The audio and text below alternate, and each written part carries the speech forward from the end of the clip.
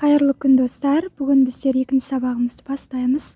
Біз алдыңғы сабақта А әрпін үйреткен болатынмын. Енді екінші сабақ бізде Ә әрпі. Осы Ә әрпін дәл осындай көркем жазуға жазып үйренетін боламыз. Бұл әрине бастапқы кезде әдемі жазу үшін керек.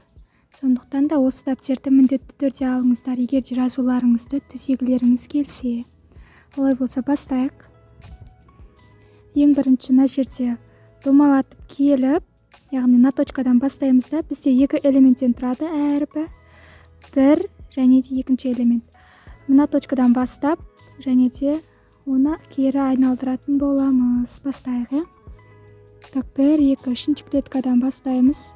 Нүкте қоямыз да, бізде Ә әрпінің бірінші элемент. Дәл осылай айналдырып келіп, аяқтаймыз. Тағы біреу көрсетейін. 1, 2 дейміз да, үшінші клеткадан бастап кетеміз. Дәл осылай. Так. Енді кіші Ә әрпі, ол да екі элементтен тұрады, бірінші және екінші элементтер. Так, бастап кетейік.